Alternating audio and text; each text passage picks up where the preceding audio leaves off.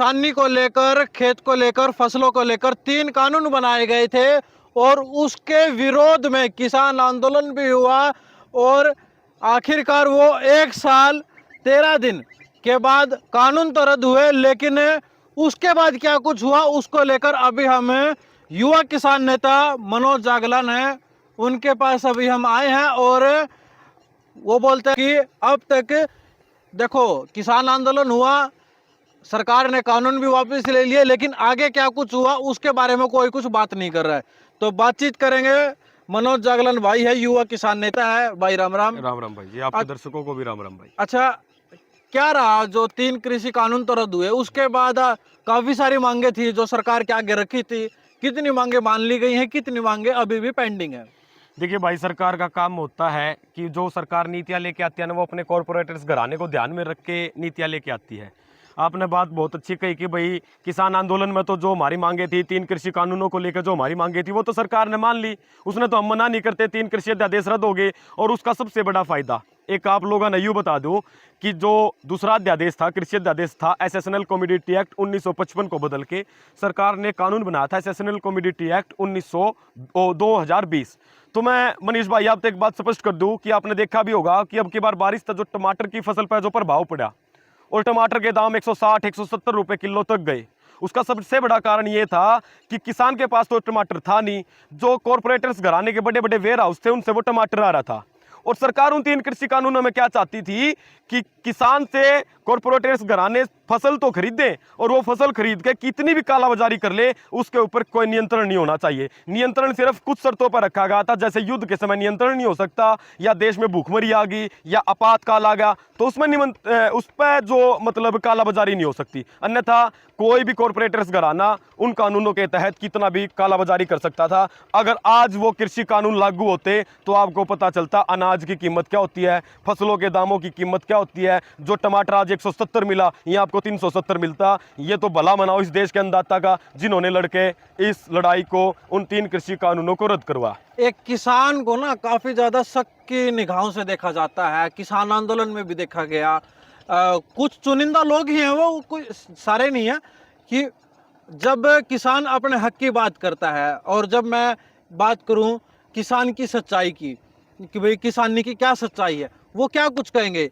जब ठंड होती है, पूरी ठंड होती है या गर्मी होती है या बरसात होती है, वो हर समय खेत में मिलता है, ना कि कोई ऑफिस में मिलता है, कोई घरों में मिलता है। किसान का तो ऑफिस ही खेत है भाई, किसान की अर्थव्यवस्था खेत है, किसान का आर्थिक जो जीवन का आधार है वो सारा खेत है। और किसान खेत में नहीं मिलेगा तो किसान कहाँ मिलेगा? ठीक है, हमने अब देखा होगा आपने, हम भी भाई पानीपत जहाँ है, दिल्ली जहाँ है, विरोध कर काम है सरकार के खिलाफ कि भाई किसानों के लिए ये सुविधा होनी चाहिए, किसानों के लिए ये सुविधा होनी चाहिए। पर मनीष भाई सोचने की बात यह है कि धरातल पाक अगर आप हमारी स्थिति देखोगे ना तो हमारी बहुत दयनीय स्थिति है आज के टाइम में। इस किसान को मतलब इन सरकारों ने ऐसा रगड़ दिया है कि आने वाले टाइम में ना बिल्कुल अपना खेती से मोह भंग करके विदेशों की तरफ वैसे ही नहीं जा रहा। इसके पीछे के कारण है सरकार तो ये बोल रही है हमने काफी सारी योजनाएं दे दी हैं किसानों को, ये जीवन जो फसल बीमा योजना है या एमएसपी को लेकर बात की जाए, एमएसपी देते हैं, तो क्या कुछ कहेंगे। और पीछे गुरनाम सिंह चुड्डू एमएसपी को लेकर ही जेल में गए थे।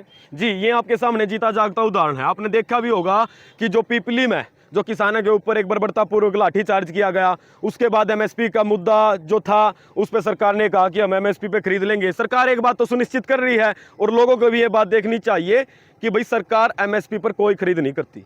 सरकार ने सिर्फ मौखिक रूप से एमएसपी दे रखा है। हरियाणा में 11-12 फसलों पर है, इतना ही पंजाब में है, तो ज़्यादा फसलों पर एमएसपी नहीं है। दूसरी बात मैं आपको एक स्पष्ट कर दूं कि किसानों की मांग एमएसपी की आज से नहीं है। 1965 में देश में सीएपी बना था, उसके बाद 1985 में उसका नाम बदल के CACP कर दिया, commission for agriculture cost and price. अब आप उसको उठा के देखोगे, उसमें 5 जो लोग होते हैं उनको यही नहीं पता, वो वातानुकूलित कमरों में बैठ के किसान की फसलों के भाव तय करते हैं।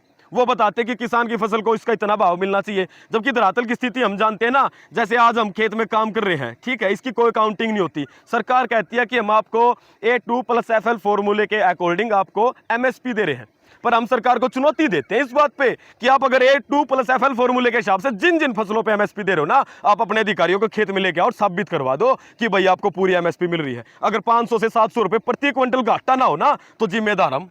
अच्छा, एक चीज और बात बताओ, आपका खेती खेती करते हो, किसान नेता भी हो, काफ़ी समय से अब लगातार आप किसान नेता भी और खेती भी कर रहे हो। मतलब एमएसपी क्यों देती है सरकार जब एमएसपी पे खरीदनी होती है?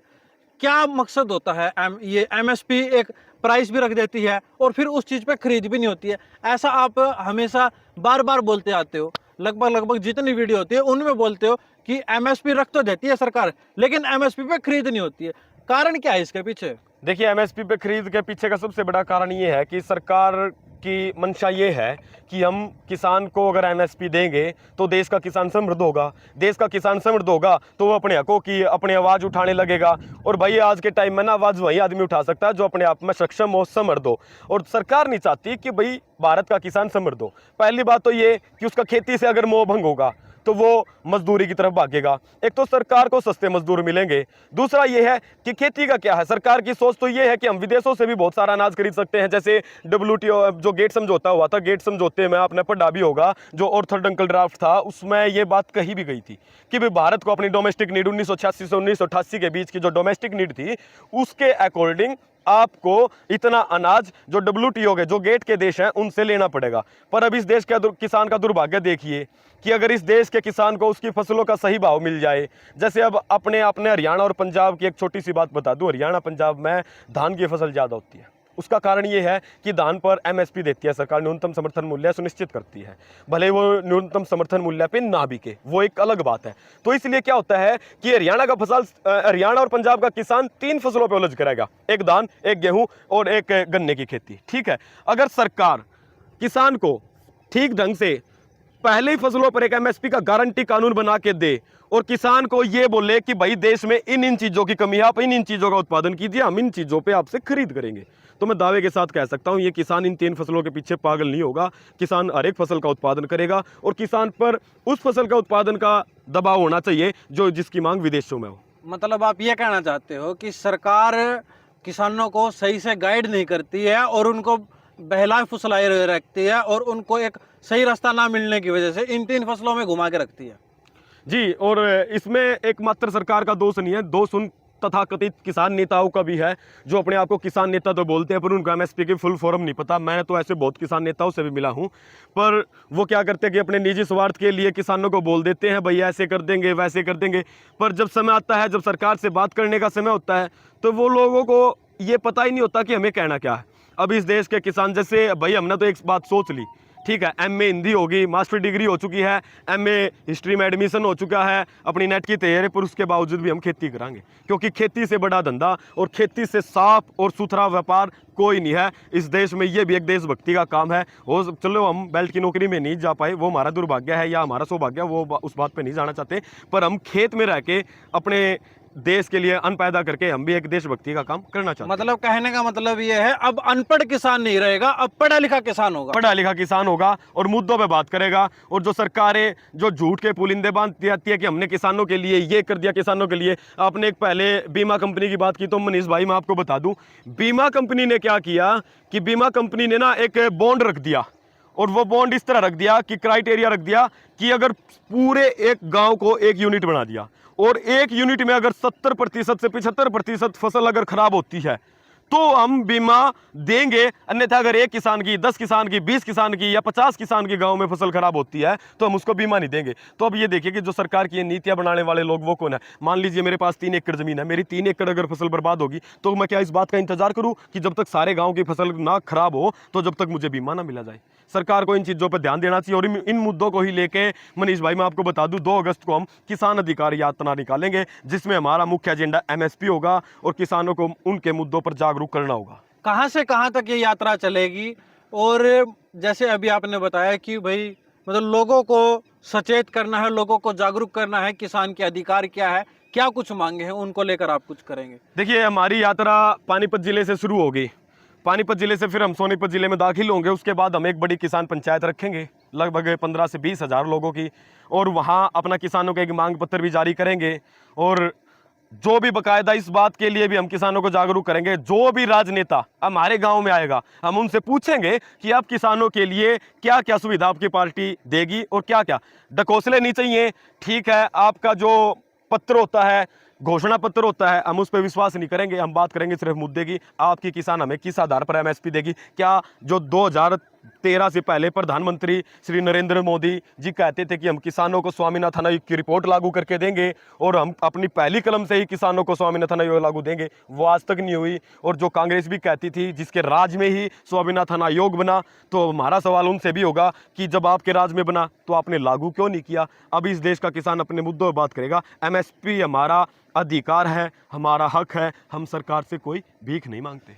2024 में लोकसभा के भी चुनाव हैं, विधानसभा के चुनाव हैं, और ये पिछले जो 5 साल का कार्यकाल रहा है, अब इसमें किसान आंदोलन हमने देखा, किसानों की मांग उठते हुए देखा। क्या 2024 में किसानों की मुख्य मांग क्या होगी कि अभी बीजेपी का राज है, कल को क्या पता कांग्रेस का हो या और किसी का भी हो, तो आप कैसे अपने आप को किसानों की जो मांग है उसको लेकर कैसे निर्धारित करोगे कि जो भी आगे जो सरकार आएगी वो आप लोगों के लिए हितकारी होगी? मनीष भाई, इस बात को तो लेके हम भी चिंतित थे कि अगर आज हम बीजेपी के खिलाफ आंदोलन कर रहे हैं और परमात्मा करे कल को सरकार बदल जाए और कल को हमारी मांगे अगर कांग्रेस सरकार के खिलाफ हो और हम कांग्रेस के खिलाफ आंदोलन करें, आज तो ये लोग ये बोल रहे हैं कि ये कांग्रेसी बैठे हैं, ये किसान नहीं है, ये इस बरगलाए हुए लोग हैं, और कल को अगर हम कांग्रेस के खिलाफ आंदोलन करेंगे तो कांग्रेस वाले भी यही बोलेंगे कि भाई ये बरगलाए हुए किसान हैं, ये बीजेपी के आदमी हैं। तो हमारे सामने तो चुनौती ये है कि हम तो घर दर दर की ठोकरें खाने वाले लोग हैं, पर हमारी बात अब हम चाहते हैं कि हमारी जागरूकता इस स्तर पर हो ताकि किसान अपने हक और अधिकार की बात इन सरकारों के सामने रख सके, इन नेताओं से पूछ सके कि हमारा एमएसपी कौन देगा, हमारे एमएसपी का मुद्दा क्या होगा, आप किस तरह हमारा एमएसपी सुनिश्चित करोगे, क्या C2+50% फॉर्मूले पर आप सहमत होते हो, तो उस पर बात कीजिए। पानीपत में भारतीय किसान यूनियन का जो जिला प्रधान है सोनू मालप्रिया, कल उसकी एक वीडियो आती है और ये बताया जाता है कि आज के दिन वो एक जिला प्रधान बनाएंगे, और अभी मेरे पास थोड़ी देर पहले ही सूचना मिली है कि जिला प्रधान बना भी दिया है। आप लोगों को इसकी सूचना है या नहीं है, और है तो कौन है वो, आपको पता हो आप बता दो, नहीं तो फिर मैं बताऊं। देखिए, हमारे पास भी जैसे आपके पास फ़ोन आया, हमारे पास भी ऐसे ही फ़ोन आया। किसी भाई ने कहा कि भाई भारतीय किसान यूनियन का प्रधान नियुक्त कर दिया गया है और आप लोग दिखाई नहीं दिए, और आप तो कहते हो कि हम किसानों की आवाज़ उठाते हैं और किसानों को आगे लेके बढ़ेंगे, और आज जब कि जिले का भवन का प्रधान चुना गया तो आप दिखाई नहीं दिए। तो मैंने उससे पूछा कि भाई जिले का प्रधान किसने बना दिया? भला आज भवन में प्रोग्राम था और सोनू प्रधान ने प्रधान नियुक्त कर दिया।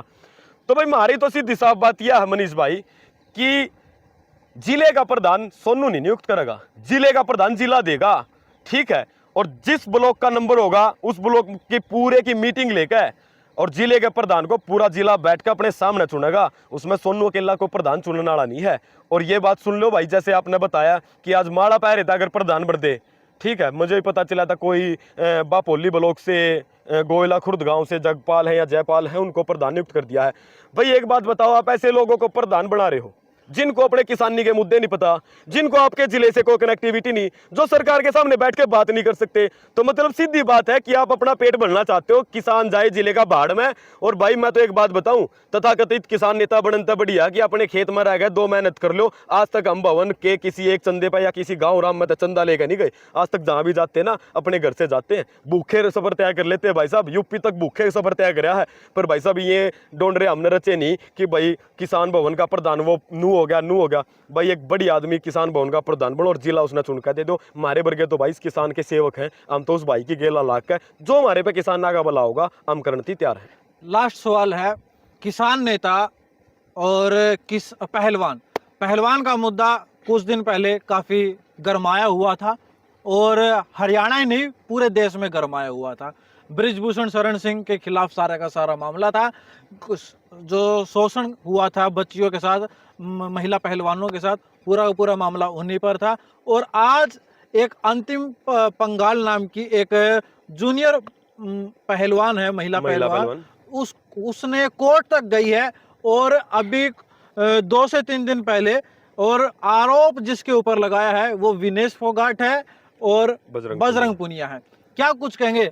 कल तक तो आप इन लोगों के लिए जंतर मंत्र पर भी गए थे, इन लोगों के लिए आपने प्रोटेस्ट भी किया, सड़कों पे भी निकले, और आज उन लोगों के लिए आप लोग कुछ बोल ही नहीं रहे हो। हम लोग तो आप लोगों का इंतजार कर रहे थे कि आप कुछ बोलोगे नहीं इसके भाई, बारे में। हमने इस बात के लिए बोला है, जो अंतिम पंगाल लड़की है वो हमारी बहन, वो बहुत अच्छी रेसलर है, ठीक है, और हम नहीं चाहते कि उसका भविष्य खराब हो, उसको उसका हक जो है वो मिलना चाहिए। पर इसके लिए जिम्मेदार कौन लोग हैं? उसके लिए जिम्मेदार तो वो जो रेसलिंग फेडरेशन है वो होगी, जिसने वो बिना ट्रायल के भेज दिए, ठीक है। हालांकि विनेश फोगाट ने इस बात से स्पष्टीकरण भी दिया है और बजरंग पुनिया ने भी दिया कि भाई हमें सीधे नहीं जाना चाहते, ठीक है। हमने तो कुछ ट्रायल की छूट की मांग करी है नहीं, हमने मांग करी है कि भाई हमारे इसको थोड़ा सा अतिरिक्त समय दे दें और हम जिसमें अपनी तैयारी करके वो कर ले। पर जो अंतिम पंगाल है, जो हमारी बहन है, वो एक उभरता सितारा है देश में, उसके साथ भी अन्याय नहीं होना चाहिए, मौका उसको भी मिलना चाहिए। और इस बात को सरकार के नोटिस में भी है बात, और सरकार को इस बात पर उचित फैसला लेना चाहिए कि या तो उनको टाइम दे के ट्रायल करवाया जाए और जो उचित समाधान हो, ठीक है। आज के टाइम में सबसे बड़ी समस्या ये है मनीष भाई, मैं आपको एक स्पष्ट कर दूं कि मैंने पहलवानी का तो पै नहीं बेरा, और मैं अखाड़े में पहलवान तो ज्यादा आड़े कूदू अगना भाई विनेश ठीक है ना, बजरंग ठीक है, अंतिम गलत है, फलाना गलत है। भाई जो लोग उस फील्ड से जुड़े हैं उन लोगों का ज्यादा तो ये सोशल मीडिया पर जो ये कमेंटेटर बैठे हैं ये ज्यादा जानकारी ले रहे हैं। जिस तरह था आपने नाथूराम गोडसे के आड़े उसमें केस में देखा होगा, मैं नाथूराम गोडसे के समर्थक की जब बात सुनूं ना तो हैरान रह जा रहा हूं। मैं उदाहरण दे रहा हूं, एक मैं कोई मतलब टिप्पणी नहीं कर रहा कि नाथूराम गोडसे ने इतना नहीं लिखा गया ना, नाथूराम गोडसे ने इतना अपने कोर्ट में बयान दिए जितना आज के टाइम में ये लोग, ये जो बीजेपी के, जो आरएसएस के, जो ये मतलब कुछ भी कालो नचाटुकार हैं, ये इतना उसके बारे में कोट करते हैं कि ना नाथूराम गोडसे ने नू कहा। अरे भाई पहले उसके बारे में पढ़ लो, जिस फील्ड में हमारा कोई मतलब ही नहीं। अब मेरे तक कोई बात करने लग जाए कि भाई बता इस खेत में इंजीनियरिंग लाइन था या डोल कितने तक कितनी कुकर वो करें, और भाई इसमें कुकर एक सरा करें, कितनी जीरी पे वो लावें, तो भाई हमारा काम तो खाली किसानी करने का है। अगर हम खाम खाइए वाहियात के इंजीनियर बनाएंगे तो भाई गाड़ खावांगे और अपना नुकसान कर बैठांगे। इसलिए उन भैया तभी हाथ जोड़ कर विनती है कि भाई मुद्दे पर हो, जिस मुद्दे पर आप श्योर हो उससे पर बात करा करो। ज्यादा किसी मुद्दे पर बड़ा राजनेता बनने की कोई जरूरत नहीं, जितने की जरूरत हो उतना कर लो। इस देश को ना आज आप लोगों की, पढ़े लिखे लोगों की बहुत जरूरत है। सीधी सी बात है कि अधूरी शिक्षा खतरनाक होती है, अधूरा ज्ञान जहर बराबर। और बड़े जहर बुजुर्ग बराबर। जो कह के गए हैं भाई, कोई भी वाक्य अधूरा नहीं कह के गए हैं। इसलिए आप लोगों तभी विनती है कि भाई जिस तरह से आज भाईचारा बिगड़ता जान लग रहा है, सामाजिक ताना बाना जो कति पूरी तरह बर्बाद हो जान लग रहा है, उसने बचा लो, ठीक है। मुद्दे सब के एक है, खेती किसानी एमएसपी का मुद्दा के इन सरदारा ने, या इन हरियाणा के जाटा ने, या इन हरियाणा के गुजरा ने, इन हरियाणा के राजपूता ने, इन हरियाणा के रोड़ा ने नहीं मिलता, इन हरियाणा के ब्राह्मण ने नहीं मिलता। यूं खेती किसानी का मुद्दा हर एक उस आदमी का जो खेती करता भी है और उससे ज्यादा जुड़ा, और फसल बचाने का मुद्दा उन आदमियों का जिनके पास खेत तो है नहीं पर जो अनाज खरीद कर खावा है। अगर कल अनाज तिजोरी में धरागा ना तो लखानदे राज होगे, कोई थारा सड़ा नाड़ा नहीं पाओगा, भूखे मरोगे। तो कुल मिलाकर 2 अगस्त से यात्रा भी शुरू है, किसान अधिकार यात्रा। तो ज्यादा से ज्यादा संख्या में उसमें लोग जुड़े हैं, और क्या कुछ किसान की मांगे हैं, क्या कुछ किसान के अधिकार हैं, उन चीजों के लिए जुड़ेंगे तो आप लोगों को पता भी चलेगा, और इससे लोगों में जागरूकता भी आएगी और ज्यादा से ज्यादा लोगों को इस चीज का पता चलेगा। यही हमारी इस वीडियो का उद्देश्य भी है। तो ज्यादा मैं कहूंगा इस वीडियो को आप शेयर कीजिएगा। मैं मनीष कुमार, अखंड भारत की आवाज।